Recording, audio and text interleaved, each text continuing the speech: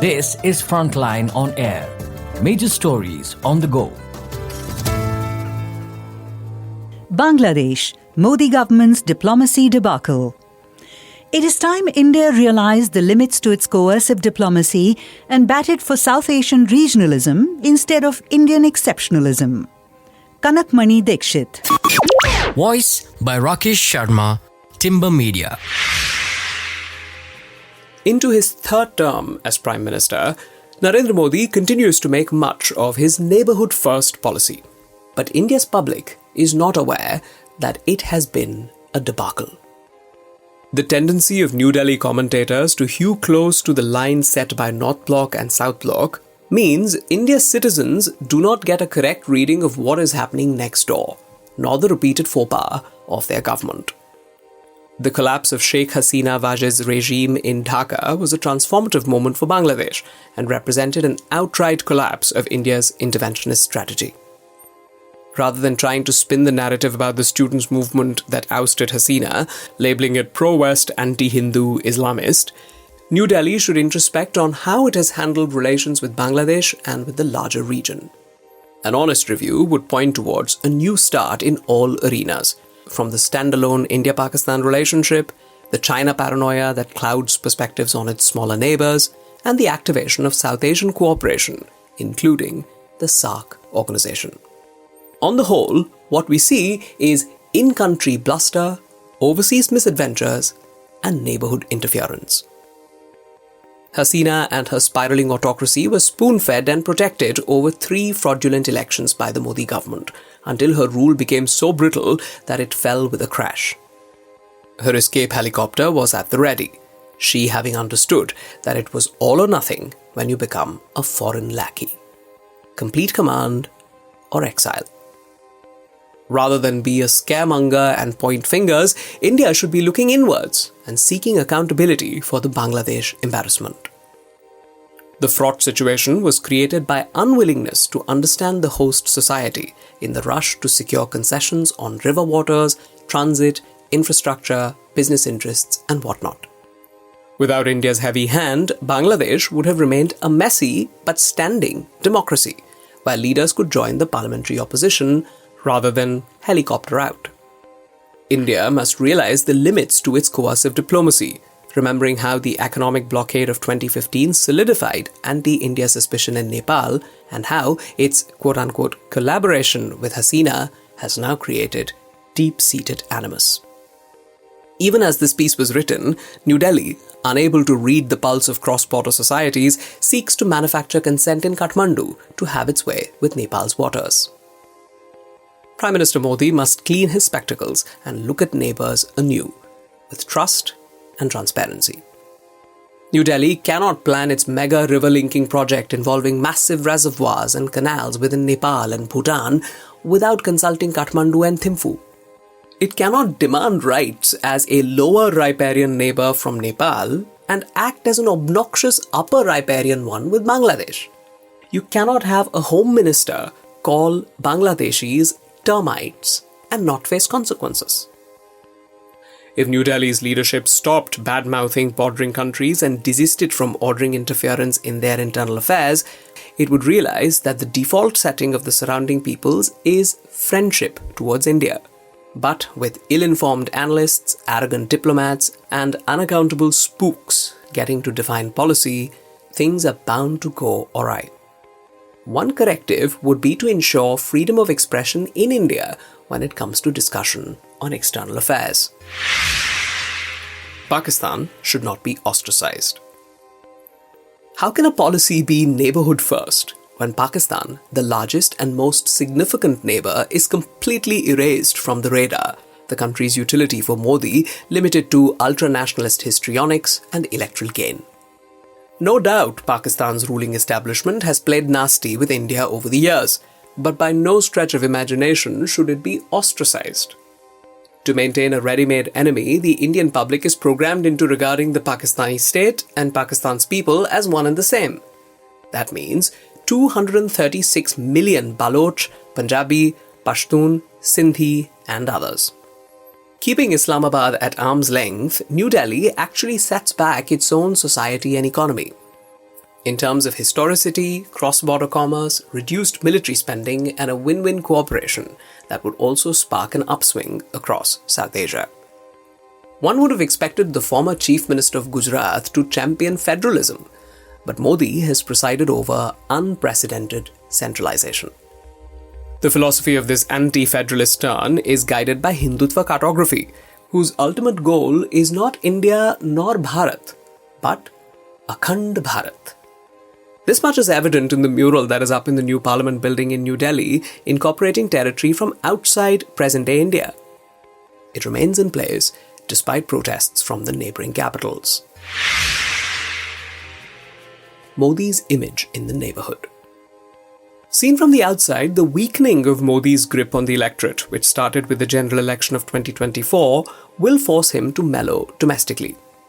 Will he also pull back on the policy of manipulation of internal affairs of smaller neighbours, or seek to maintain his populist hold by turning more aggressive?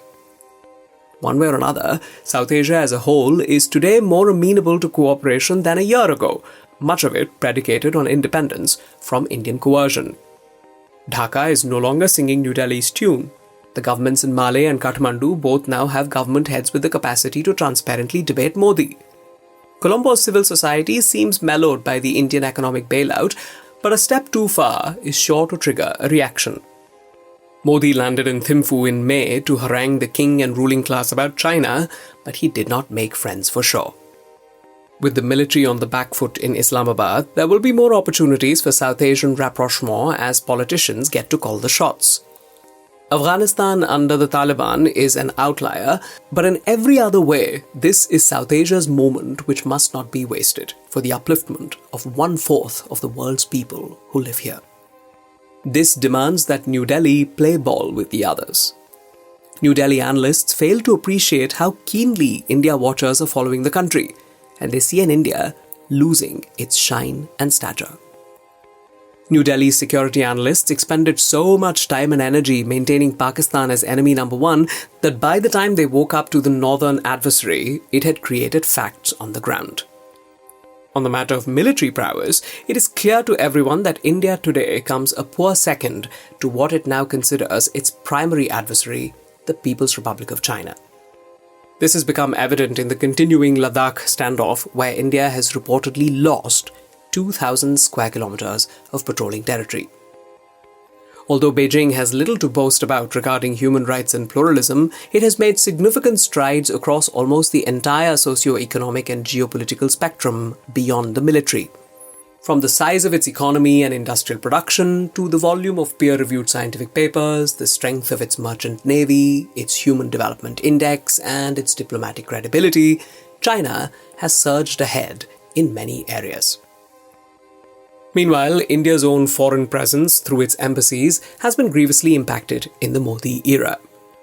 There was once a time when confident and expansive ambassadors represented a working democracy and cited Mahatma Gandhi, Jawaharlal Nehru, and the Panchsheel. The entire foreign affairs edifice is now diverted to burnishing Modi's international image and supporting the domestic political calculations of the BJP and the RSS. Ambassadors and high commissioners are no longer able to make contact across the political horizon, subdued as they are by the directive to propagate the Hindutva nationalist agenda. Their career may be on the line if they do not organize at least a pranayam session when International Yoga Day rolls around. Western leaders fawning over Modi have contributed to his in-country image thus far, besides the proactive hugs he foists upon his hosts. If only the Indian populace realized that the West's red carpet is not rolled out for India's achievements in governance and the economy, but primarily because of its large population as a market for goods and services, and its potential role as a buffer against a rising China. In his address at the last SAARC, that is South Asian Association for Regional Cooperation Summit in Kathmandu in 2014, Modi said, quote, "The bonds will grow, through SAARC or outside it, among us all or some of us," unquote. His intention was clearly to energize groupings beyond SAARC and without Pakistan, such as BBIN and BIMSTEC. The SAARC Charter states that bilateral matters shall not be addressed within the organization, and India violates this stricture by refusing to attend the slated summit in Islamabad. If the goal of SAARC is to promote peace, economic growth, and social justice for the entire subcontinent, India would be the main per capita beneficiary as the largest country. For their part, the neighbours wish for democracy and growth in India because the region as a whole can only rise together. India's going into a stall will impact the far corners. It has long been the case that South Asian collaboration, through SAARC or otherwise, is held hostage by the New Delhi-Islamabad relationship. Years of diplomacy and track 2 efforts suddenly collapse with one terrorist action emanating from Pakistan. But the Indian side must understand the need to compartmentalize. As with the difference between the Pakistani people and the state, India should distinguish between the political leaders of Pakistan and the deep state managed by military intelligence, not to forget the fundamentalist groupings. To begin with, New Delhi should develop cross-border empathy and think South Asian for its own sake. But India's monopoly over the crafting of foreign policy means that cross-border connectivity and bonding is not given a chance, be it Sindh Rajasthan, Punjab or Northeast Bangladesh. If not for the fear of being trolled into oblivion, India's economists would be proposing access to Pakistan's vast market for Indian industry and services. The moment New Delhi decides to turn over a new leaf and become an enthusiast for South Asian regionalism in lieu of Indian exceptionalism, we will be able to plan for a collective future. The problems of the Anthropocene are already upon us in this massively populated and vulnerable region, with borders meaningless vis-à-vis the challenges we face: air pollution, water scarcity, sand mining, plastic waste, mass migration, species and habitat losses, dangerous vectors, and the search for social justice through local governance, economic growth, and equity. It is absurd for New Delhi's think tankers to believe that India can go it alone. And India can hardly claim global leadership when its regional relationships are in disarray. The security analysts never refer to it, but South Asia contains 2 nuclear countries in an era of fake news and AI bots, when chaos can be generated from thin air. It is best to have interstate relationships in order, with fail-safe mechanisms suited to the times, because the nuclear fallout for sure does not know national boundaries. A flawed understanding of South Asian regionalism. Modi's understanding of South Asian regionalism is as a cumulative of bilateral relationships, which defeats the purpose. His self-serving regional xenophobia hurts India more than others as the largest centrally located country with the world's largest concentration of the outright poor in the Ganga-Brahmaputra basin. A dose of humility that comes from thinking of the margins would benefit New Delhi as it drafts a new South Asia engagement policy. Under Modi's watch, India is no longer the exemplar of democracy and governance it was after independence.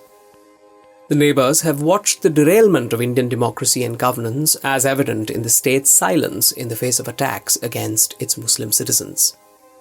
In the past few years, they have observed the mayhem brought by the unwarranted demonetization, the abrupt COVID lockdown, the Agniveer recruitment scheme, and the consequent fear of a weakened military, the coddling of billionaires, and the electoral bonds scam. If India were to comport itself as a South Asian country rather than as a regional commissar, it would not go apoplectic when Bangladesh, Nepal, Bhutan, Maldives, or Sri Lanka decide to deal independently with China.